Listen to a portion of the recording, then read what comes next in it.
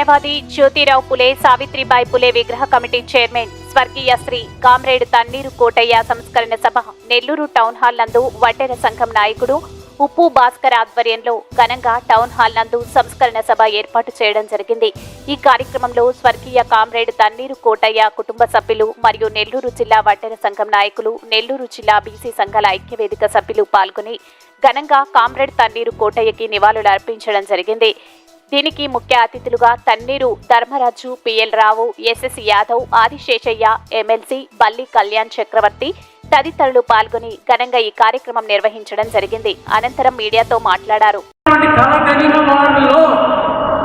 ప్రథముడు తన్నీరు కోటయ్య గారు, తర్వాత మురళీకృష్ణ గోపాలయ్య గారు, వారి యొక్క స్ఫూర్తితో మేము 93 బీసీ కులాల ఐక్యవేదిక తరఫున మేము ఉద్యమం నడిపితే ఎస్ఎస్ గారి నాయకత్వంలో ఈ జిల్లాలో ఒక వైబ్రేషన్ వచ్చింది. ఈ జిల్లాలో ఒక భయాందోళనకు గురయ్యారు నాయకత్వం, అగ్ర నాయకత్వం. కారణం ఏంటంటే అణగారిన కులాలలో ఇంత చైతన్యమా, ఇంత రెవల్యూషన్ అని. కరెక్ట్, ఎస్, దానికి తన్నీరు కోటయ్య గారు ఆజ్యం పోశాడు. చిన్నగా చెప్పుకోవాలంటే ఆయన ఒక వ్యక్తి కాదు, ఒక శక్తి. అదే మేము ఒకసారి ఈ జిల్లాలో టూర్ కార్యక్రమం పెట్టుకున్నాం. ఎస్ఎస్ఎఫ్తో నేను, కోటయ్య గారు అందరం కూడా. చివరికి సూళ్ళూరుపేట పోయేటప్పటికి పొద్దుపోయింది. అప్పుడు ఆయన పుట్టు వీరరాఘవ గారు చాలా పెద్ద మనిషి. అక్కడ వాళ్ళ రైస్ మిల్ ప్రాంగణంలో సభ ఆ రోజు రాత్రి ఏర్పాటు చేస్తే 200 మంది తగ్గకుండా బీసీ ప్రతినిధులను పిలిచి వీళ్ళు ఏ యొక్క కార్యాచరణ కోసం వచ్చారో, మా యొక్క ఆశయం ఏందో వివరించి చెప్పినప్పుడు ఆ వేదిక మీద నేను కూడా మాట్లాడడం జరిగింది. అన్న తన్నీరు కోటయ్య గారి ఆశయాల కోసం నిరంతరం పనిచేస్తూ ఈ రాష్ట్రంలో 93 బీసీ కులాల ఐక్యవేదిక జిల్లా అధ్యక్షుడిగా కూడా పనిచేశాను. వారి ఆశయ సాధనే మా అందరి లక్ష్యం.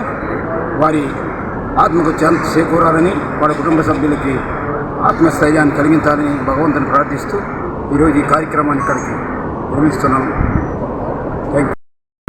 జిల్లాలో బీసీ నాయకులు పూలే జ్యోతిబా పూలే విగ్రహ కమిటీ చైర్మన్ శ్రీ తన్నీరు కోటయ్య గారు మృతి చెందిన సంస్మరణ సభని ఈరోజు నిర్వహించడం జరిగినది. ఈ కార్యక్రమానికి జిల్లాలోని బీసీ నాయకులందరూ, అలాగే వివిధ కుల సంఘాల నాయకులు ఇచ్చేయడం జరిగింది.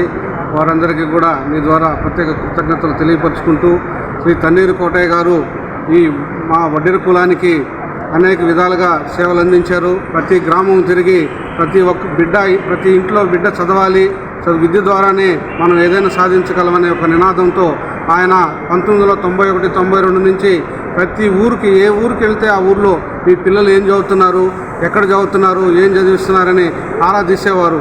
వారి కృషి ఫలితమే ఈరోజు మా వడ్డెపాళ్యాల్లో ప్రతి గ్రామంలో టీచర్లు గాను, పోలీసులు గాను, సాఫ్ట్వేర్ ఇంజనీర్లు గాను, కొంతమంది డాక్టర్లు గాను, ఇంకా అనేక రకాలైనటువంటి విద్యను చదివి అభివృద్ధి పదంలో నడుస్తున్నారు.